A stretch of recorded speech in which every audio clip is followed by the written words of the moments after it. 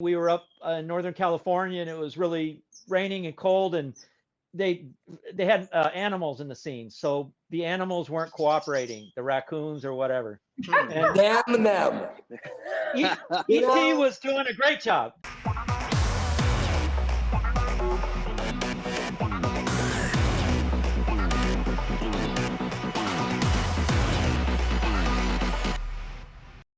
Welcome, friends and fans, to another episode of GalaxyCon Live, where we are bringing the convention experience directly to you. And today, we are revisiting Steven Spielberg's beloved 1982 film, E.T. the Extraterrestrial, with four amazing members of the cast. So without further ado, let's grab our bag of Reese's Pieces and bring them out. Our first guest is an actor whose credits include Frankenstein vs. the Mummy, Laugh, Killer Laugh, and I Am the Cheese. Today joins us to discuss the role of the health food hating oldest brother Michael. Please welcome Robert McNaughton. I'm actually Tom. I just logged out and logged back in. Does it sound okay? Oh, okay. Yeah, good. Hey, you look great. How you doing? Thanks. And you brought the birds in. How are you? Fantastic. I am Yeah, good. you might see some flying around here. No problem. Michael, how are you? Good. How are you?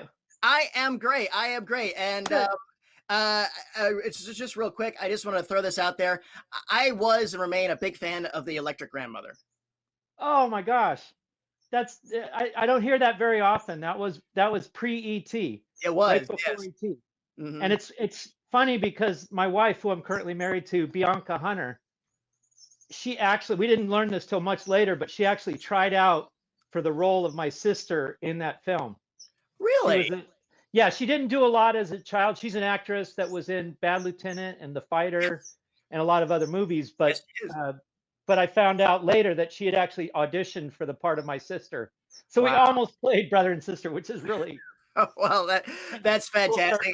And if anybody doesn't know what it is, Electric Grandmother, based on the Ray Bradbury short story, I Sing the Body Electric. It's a wonderful, soft film about a family about a widower and a mysterious company creates electric robot grandmothers and come on in, and it's a delight. If you haven't- Ed Herman played my father, who was just such a wonderful actor. And Maureen Stapleton was the grandmother. Absolutely. So she had some stories. Oh, I'll bet. Sometimes if we have a chance to go one-on-one, I'd love to hear some of that. But in the meantime, though, we're here to talk about E.T. and let's bring out our next guest because she is an actress whose credits include The Hills Have Eyes, Cujo, and Just Add Magic. Today, she joins us to discuss the role of Mary, the beleaguered single mother. Please welcome Dee Wallace. Hi, everybody. Hey. Hi, Mom. Hi, son. I love you. I love you so much. Oh, Dee, how are you? I'm just great. I'm just really, really great. I'm working and happy and healthy and blessed. I'm good. All those things, you're doing great, and great is the new awesome in these crazy times of ours. For sure. I just get up every day and go, okay, there's a lot of limitations, but what can I create anyway? And let's go. Absolutely. Well, Dee, so glad to have you here. I am a huge fan of your body of work. The Howling, of course, because I'm a big Joe Dante fan, and that film still holds up tremendously. When I saw it as a kid, I thought it was all on horror. When I revisited it as an adult, I was like, there's a lot of humor in here I didn't catch as a kid because I was too busy looking at lots of humor, and actually a lot of that Joe paid for himself because the studio didn't want to cough up a lot of money for like all the old clips. Oh, yeah. Of the TV clips and stuff, which really raises the movie up a lot. But, Joe just has an amazing sense of humor anyway, so. Cool, absolutely. Well, once again, thank you for joining us. I think Tom is hey, boss, how are we doing now? I think I still have a delay, guys. You got a little good. bit, but it's not as bad as it was previously, so I think we're good. Okay. Say something. You're delayed on me, but I'm here and I'm happy. That's fine. You're here. You're good. How's everybody doing? Thank you. Absolutely. We're good on our end. Everybody else is right here. Just real quick, absolutely loved you in Return of the Musketeers, the sequel to the 3 and 4 Musketeers, one of my all-time favorites. And that doesn't get talked about a lot when people interview you, and I just want to say thank you for that. Well, that's going way back, but thank you. Yeah, that was an amazing experience. I mean, those guys, Michael York and Oliver Reed. I played Oliver Reed's son and Richard Chamberlain. It was an amazing experience. Yeah, absolutely. And I assume you filmed overseas. Yeah, we were in Spain. I was there for like 4 months. Philippe Noiret. It was a great experience. It really was. I was like 21 years old. I was just a kid and just surrounded by these, amazing actors and soaking it up and learning everything I could. You got to work with amazing actors, ride horses, and use swords. That's the perfect gig, in my opinion. Exactly right. Thank you for joining us today, boss. So glad to have you here. And speaking of great actors, thank you guys. I'm so happy to be here. Our next guest is an actor and musician whose body of work includes Cloak and Dagger, The Haunting of Hill House, and Moby Dick. Today, he joins us to discuss his performance as Elliot, or as my generation learned to pronounce it, Elliot. Please welcome Henry Thomas. Hi. Hey, everybody. Hey, Henry. Henry, thank you for joining us. How are you? I'm doing all right. How are you guys? Oh, I'm all good on my end. Looks like everybody else is. Tommy's got a little delay, but we'll do it. And I'll just throw this out here. I want to see more of you as Dr. Midnight, and I hope I get that opportunity. Oh, well, I'm sorry to disappoint you, but that won't happen. But yeah, I was just a first season run on that. Oh, Hello. accident. It's all right. It's all right. We got a lovely view of your wicker. It's all good. That's good. I have Oh, to say I'm you missed the feeling a tea lot spilling on better. my lap, so that's good. I'm so technically challenged that I'm feeling a lot better now with these young kids screwing up a little. Well, it's all good. Well, gentlemen and lady, once again, thank you for joining us today. As always, we at GalaxyCon, we look forward to the day when we can get you back on our physical stages and get you all back in front of your fans. But in the meantime, we're so glad to have you here on the GalaxyCon virtual stage. And I'll just throw this out here because our team right now is going through the chat room questions. I'm sure I have a lot of them. Just what's become a treasured memory from being a part of it for each of you? I'll go first. For me, it's all the stories that I hear at the cons and personal appearances, how this film has touched people's lives, changed their lives, made their lives better, how that's been passed down from grandparents to parents to kids. I think my favorite story was a woman who came up to me and told me about her autistic son, and she had never heard him speak in 10 years. And she took him to see the re-release. And on the way home, he started saying all of E.T.'s lines. First time in 10 years she had ever heard her son speak. So, it says a lot about this movie and how it transcends from heart to heart. Easily. Very nice. Who's got another? For me, it's getting to be around the people that I only spent 3 months filming ET, but then I spent so much time with Dee and Henry and Tommy, and recently doing the conventions, and that's been so special that I've gotten to know them more than I ever did during the filming. And because we were, if we weren't filming, we were in school. Yeah. So it was like, I got to know Henry pretty well because we were in school together a lot, but the others I didn't get to know till later.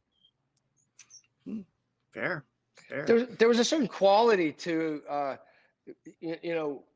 unlike anything else, at least for me. I haven't done very many Steven Spielberg movies, but there was a specialness. There was a very high security aspect to the whole thing. It was very heavily guarded. I mean, scripts were guarded, stories were guarded. You had to have badges with pictures on them. It was a very different experience, and it felt special, but there was a wholesome quality to the process that didn't make it different. It just felt so comfortable. So it was a phenomenal thing to see and be a part of, and then to watch what happened. And it was amazing. Fair. Henry, how about you?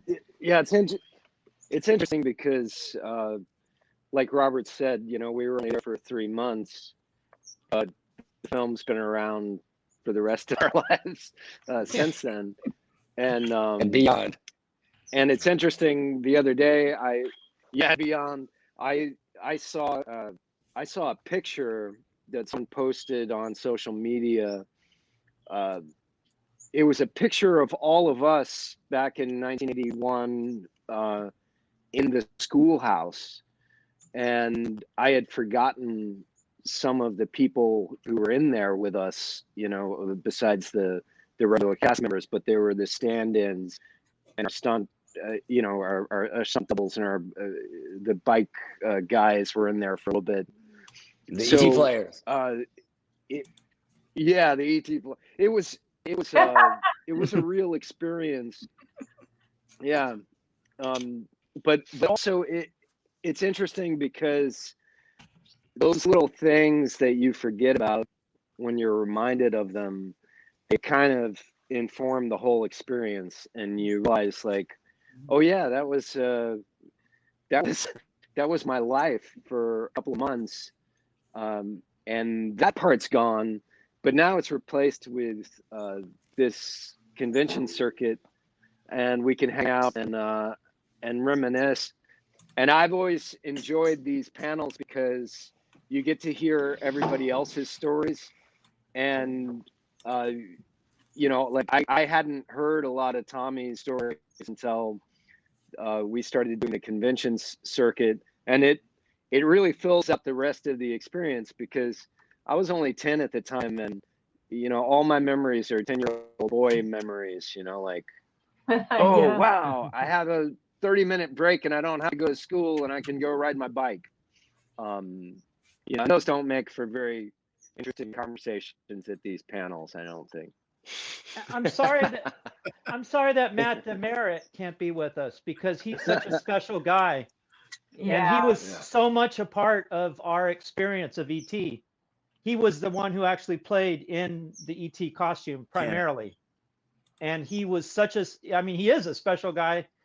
For some reason, he couldn't do the Q&A or the convention, but he is most good-natured person, one of the most good-natured people I've ever met. You And guys were really tight too, all of you. All of the kids. I was 14 and he was 12 and Henry was 10. The other Tom was my age, and Casey Martell and Sean Fry. Yeah. We were all around the same age. Casey was my banker for a long time. Drew was like 6 or 7. That's crazy. How weird is that? You trusted him with your money. Yeah, go figure. He's the only one that's smartened up. Well, I guess Robert did. Yeah, he did. I think he did. He did the best out of all of us. I know, exactly. But to speak to Tommy's thing, I literally had to go over to the studio behind locked doors and read the script. Wow. That's how secretive it was. And it was called A Boy's Life, right, guys? When we were shooting it, I guess it's still going on, but back in the day, people were really ripping stories from each other and leaking stories and all that stuff. So I called my agent and I said, I don't think this film's going to do a lot for me, but I think it's going to do a lot for the world. And I definitely want to be a part of this film. Not a real blonde. Okay. It's funny. It took me until I became a parent myself to really appreciate Dee's performance in the film. Oh, I think, it started hitting me every single time I watched it.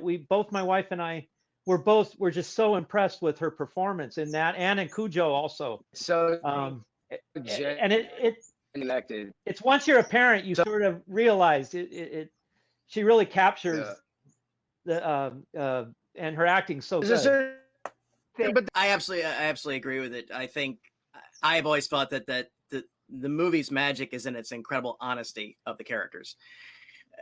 You know, Drew acts and is written exactly as a kid of that age. Okay, Henry and Michael's characters are written as kids of their age. And yeah, when I got a little older and I had a single mom, I suddenly realized, oh my God, she's exactly the same way that my mom did. And when my dad was around, I think my dad said the best thing when we all saw the movie as a family. He was not a guy that liked the fantastical, but just sit in the car, he's like, you know why I like that movie? The kids talk like real kids. Yeah, I think that's really one of Steven's strong points. I mean, even with Drew, you know, there's an art to directing kids, and I never thought of Robert and Henry as a kid. They were like old souls in younger bodies to me. They were so present in there. But Drew, I mean, Steven would go, okay, Drew, now take a bite of your hamburger and look at Henry and then look at Dee and then say blah, blah, blah. You know, now pick your nose and look at Robert.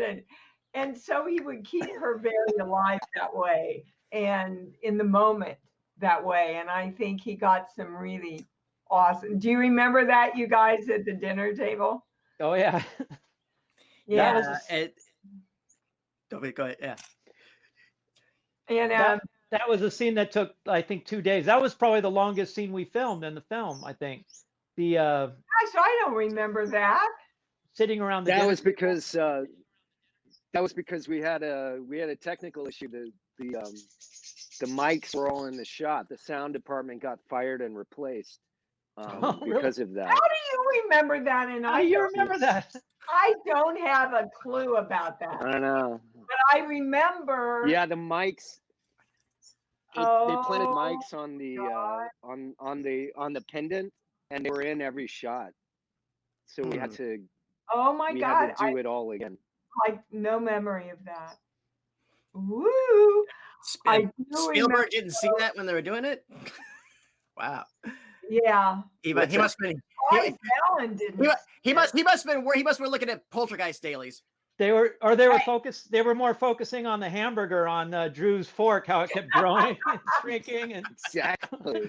Yeah. But do you remember lot of at the moving end of the parts. scene when Henry, when you look at me and say he's in Sally with Mexico? I wasn't supposed to get all kerfluffed and leave the table, but it hit me so hard when you said that. And I remember thinking, I don't want the kids to see me cry. So I got up and left. And Steven comes over to me afterwards. Why the hell did you do that? What happened? And I told him what happened. And in that minute, do you guys remember that he turned around and had them build a whole wall with the sink in it? Yes, with do a running separate water? shot. with this So that with the they same could effect. take me over to the sink and then bring me into that big close-up where I say he hates Mexico. Like that. It just, he saw Yeah. a moment and expanded on it. And for me, that's a sign of a really great director. Yeah. And Yeah. you've worked with plenty. I have been fortunate to work with a lot of amazing directors. Yeah. Indeed. So in the meantime, we also got audience questions good to go. So let's go ahead and roll our first one, and Tommy will just jump in when he joins us. And our first one comes from Emilia, and she wants to know, what was your favorite behind the scenes moment from filming E.T.? Oh, wow. For me, it was Halloween in 81, and everyone dressed up, and so we had a kind of a Halloween day on set, and that's really fun for me as a kid. Oh wow. Yeah.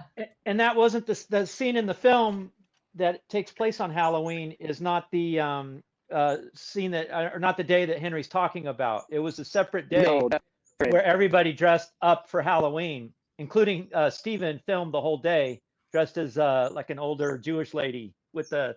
Well, she had basically ET's costume from the Yeah, it film. was E.T.'s costume for Halloween. That's Yeah. Yeah, when Yeah. ET, when Gertie dresses ET up as an old lady. Yeah, that all the Halloween stuff was a lot of fun. But my favorite was sitting with Drew when E.T. is spying on us through the closet, and I'm reading Peter Pan to her, and it was just like sitting there with my own little girl. We got so into it, and she would start asking me questions about Peter Pan and oh, can I fly? And it was just, I didn't have my daughter yet, and she was a thought in my mind, so it was a real touching scene for me to do. Nice. Very nice. All right. Amelia, thank you. Who's got we think Tom will show up? I think we're still working on him. So all right, tell you what, let's we'll go ahead and get back to that. Unless anybody else got anything else, a second favorite behind the scene you want to throw in real quick? Well, does everybody remember when one of the little people caught fire? No, I don't think I was there for that. Should I not bring that up? What was it? No, I was just so amazingly impressed. Everybody froze. I mean, it was a little, the costume had little sparks and stuff. Yeah. Everybody just froze.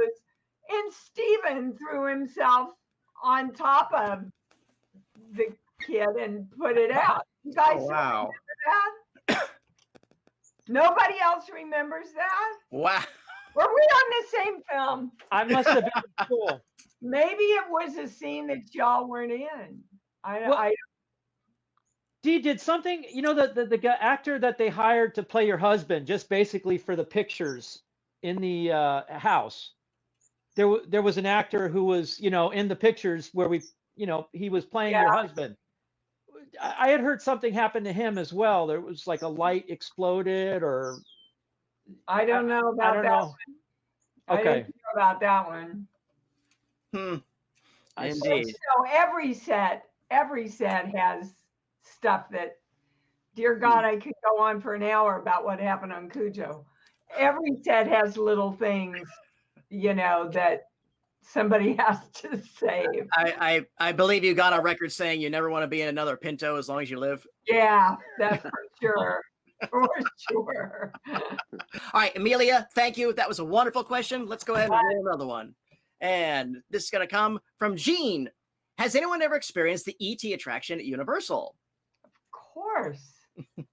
course I have. I think I did.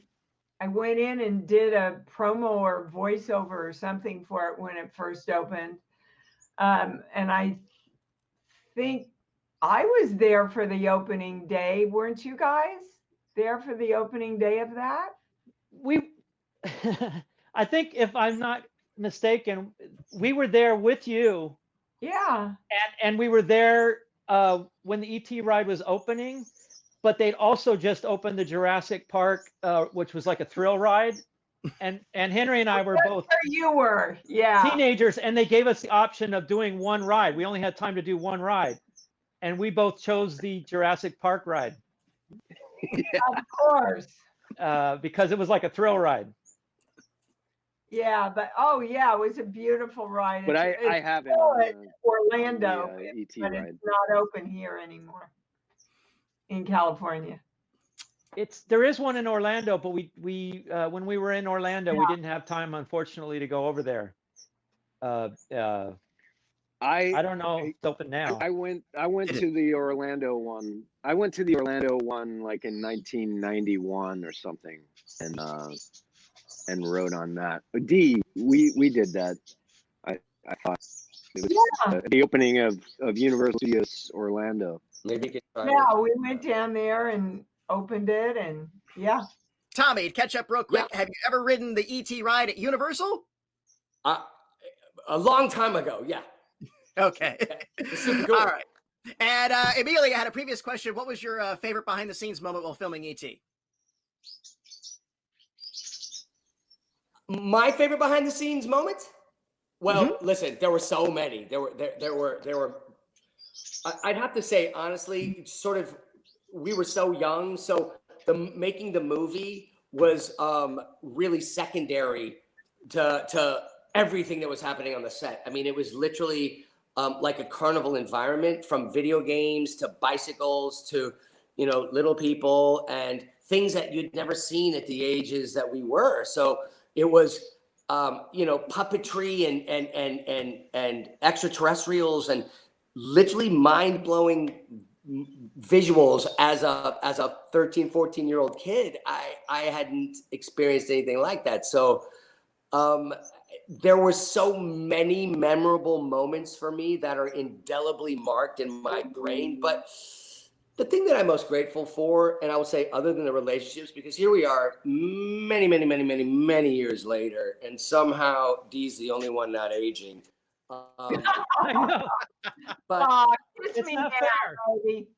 I honestly really appreciate the work, the friendships that we made, and having come from that place. You know, I had a small role, but that's where I started, and I'm a lifer in this business. So it really means a lot to me that I came from that project and learned what I learned by watching people. And that's what I was going to say. I have a history with Dee that goes back. My father worked with Dee. My father's a stunt coordinator and was a very, very prominent stunt coordinator. And he worked on Cujo and worked on many films with Dee. And I knew Dee's husband, and I knew them off the set in a different way. And I really looked up to Dee as an artist and as an actress, and saw her in multiple situations other than just E.T. that I really respected. And so to go through that as a young person, you know, when you pull someone in your life, like Dee and I worked together when I was young and she was young, and I saw her on many sets afterwards, and I see her now, and I see these guys now at different places around the country, and we forged those bonds and those friendships, and it's an amazing thing. It's special. Yes, Awesome. I agree. Henry, did you hear Dee? Sweet words, Tommy. I did hear Dee. And I heard All Tommy. right. All right. Hey, we are up to full strength. Fantastic. All right, Amelia, you got your answer, and Gene, you got yours. So let's go ahead and fresh up. Let's roll another one. And this comes from #1 Trek fans, Lisa. She comes to many of our Q&As here. What scene was the hardest to film? Well, for me, physically hardest was there's a scene in the film when E.T.'s sick and he's down in the creek. And just in terms of like a hard scene, it was raining. We were up in Northern California, and it was really raining and cold, and they had animals in the scene. So the animals weren't cooperating, the raccoons or whatever. And Damn them. E.T. was doing a great job. You know, you gotta watch those raccoons. I worked with a raccoon once in The Outsiders, and that son of a gun gave me the hardest time. They are the hardest animal to work with, I think. But it just like we kept doing it over, and they had about 10 costume changes for me, and every time I just get soaking wet, going down in the creek, changing costume, doing it again, and I just it just physically that was the hardest. Yeah. And then Robert quit the business. And then it drove me that stupid raccoon. I'm sorry, brother. We're so sorry about that. It's a shame. If you hire McNaughton, you can't have any raccoons in the set. No. It's a waiver in the contract. It's in his contract. Who's got another one? Well, I think for me, the hardest film was the scene when E.T. came in to leave the Reese's Pieces on my bed. Of course, I'm just laying there asleep. But there was much discussion before we shot that scene because Mr. Spielberg thought the sheet should be much lower on Mary, and then He was probably right. Then Miss Wallace thought it should be. I'm just saying. And so there was, I wouldn't say heated discussion, but a lengthy discussion. And Melissa Matheson, our beautiful writer, and Kathy Kennedy, our producer, came in. And I said, guys, this is a family film. It's one thing to have people smoking joints and poltergeist. That it's a different kind of film, but this film it's a family experience. It's a heart film. And ultimately we compromised by raising the sheet from right above my crack to the middle of my back. Oh, I made a rhyme, didn't I? Yeah. So because usually most of the scenes we would just walk on and Stephen would say, this is. That probably, even if you would have shot it that way, Dee, it probably wouldn't have even made the cut at the end because it's just not right. It doesn't Well, it doesn't work in the movie. But we all know It might have that made his reel. I don't know. we all know that you don't shoot something that you really don't want to give them a chance to put in the film. Because I use it. Right? Yeah, you gotta play it smart, right, Dean? What? Speaking as one of the 14-year-olds, you know, in the production, I know that we were all eager to go watch that scene be filmed. We were trying to work out ways to get out of school, And here I thought the raciest thing was when one of Robert's buddies tries to touch Dee's butt at the beginning. And you're like, hey, it's my mom. that was Tom. Yeah. Was it Tom? Not in the script. Not in the script. What do you mean? Of course it was me. I've been trying to touch Dee's butt my entire life. All right.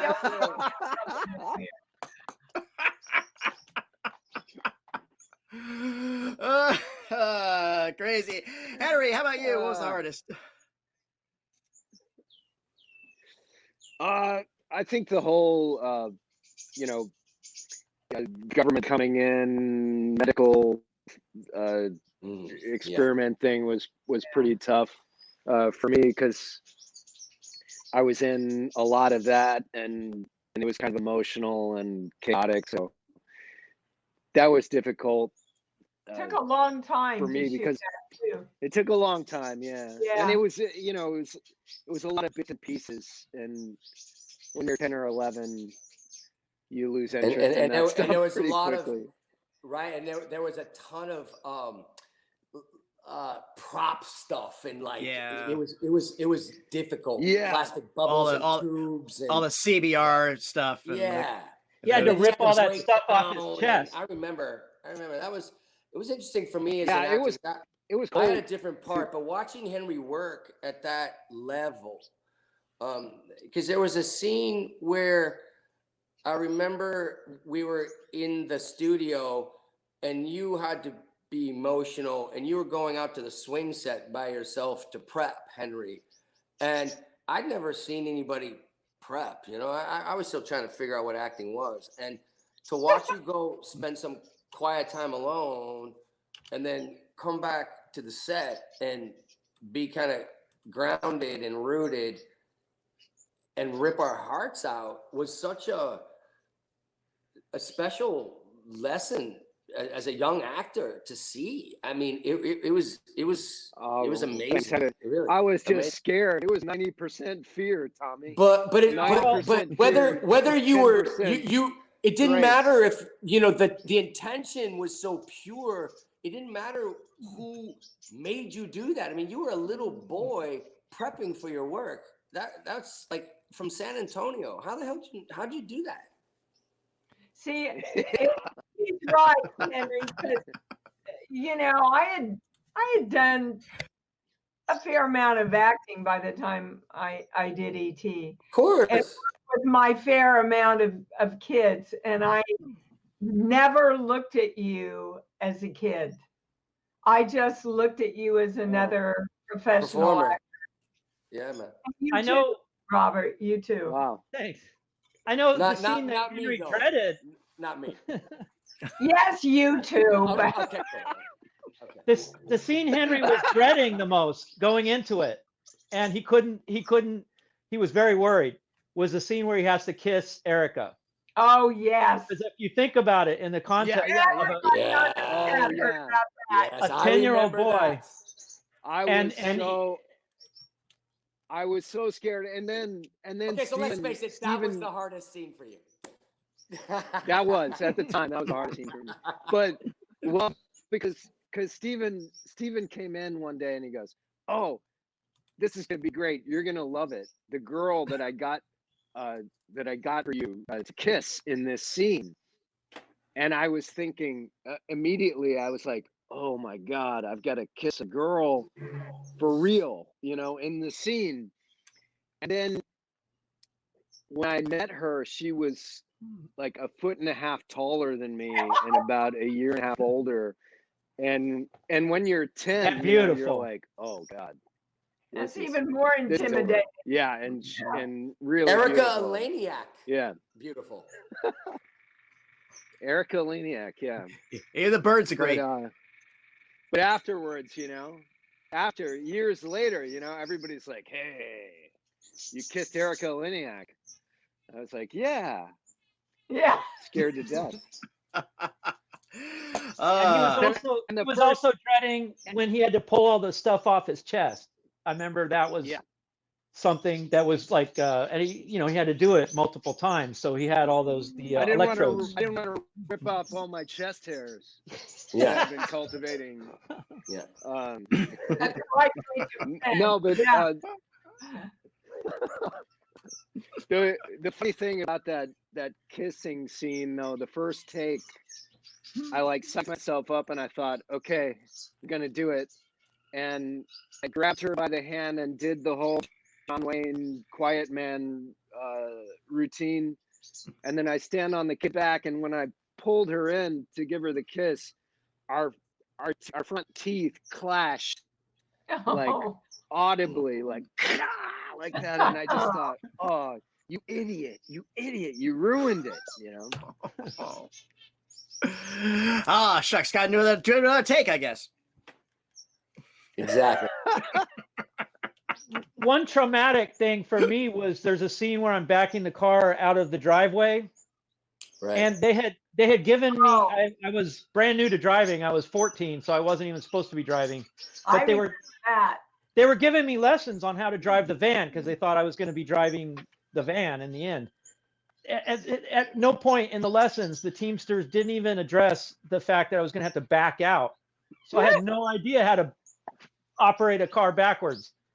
So it was their fault. But so I actually was doing the scene and I backed into the wall, which wasn't. I thought they were going to kill me because now I've ruined the car. Not only they can't do another take, and Steven loved it.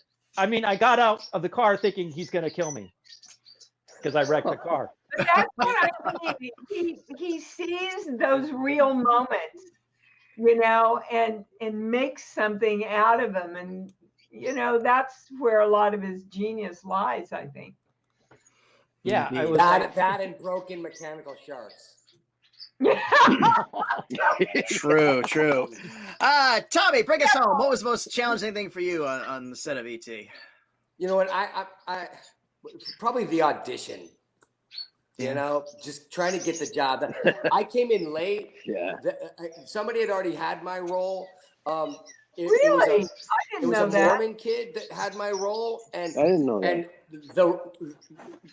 for some reason, Steven wanted my character to smoke a cigarette, and it was a big thing that my character smoked. And the mother, I guess, went to Steven and said, "Listen, we have a problem," and they moved on. So anyway, I got the call to go into this meeting, and when I went in, there were 4 kids in front of me, and they all looked identical. They all looked like John Stamos with like gorgeous, like feathered brunette hair and blue eyes, and they were all taller than me. And I looked at my dad, and I was like, "There's no chance in hell I'm going to get this." But my father's quite smart, and before we got there, he stopped by a 7-Eleven and picked up a pack of cigarettes, and he taught me how to light.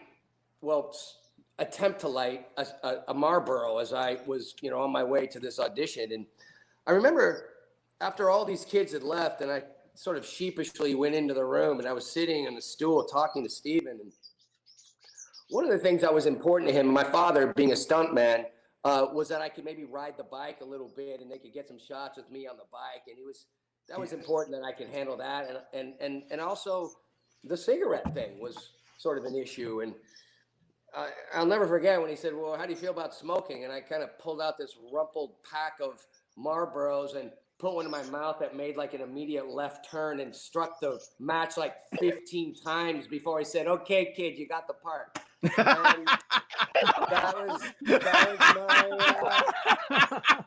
that was my experience to get the part there. And I was on board. Like Henry kissing Erica Laniak, I was scared to death the whole time. Fantastic. Lisa, #1 Trek fan, thank you. That was a wonderful question. And GalaxyCon viewers, this has been my time with the cast of E.T. the Extraterrestrial. Gentlemen and lady, any final words for our audience before we go backstage? Go see it again. I just want to say to these people right here, man, I love seeing you guys. You too. Fascinating, Dan. Oh, I love seeing you too, man. Yeah. We love you. Love you Talk guys. soon, okay? It's fun to see it at Love the you guys. drive-in. A lot of drive-in movie theaters have been open during the pandemic. And I was in Vermont last summer, and one of the That's great. drive-in theaters was playing it. And it Did was you just a get it real free? nice way to experience it. No, I just paid. They had Empire Strikes Back with so we had to Oh, go. very nice. It has been my absolute pleasure to serve you all today. Once again, thank you for joining us. And Thank you. as a fan of this film, I thank you for your talents. I thank you for professionalism, and I thank you for the performances that you brought to E.T. As it was and remains the movie of my generation, which is probably our generation for some people on this panel as well. And I thank you all for that. And thank you for joining us on the GalaxyCon virtual stage. Thank you to our audience for joining us today. And thank you for all your great questions. Hope to see you all again soon. Until then, bye-bye, everyone. Take care. And please keep washing those hands.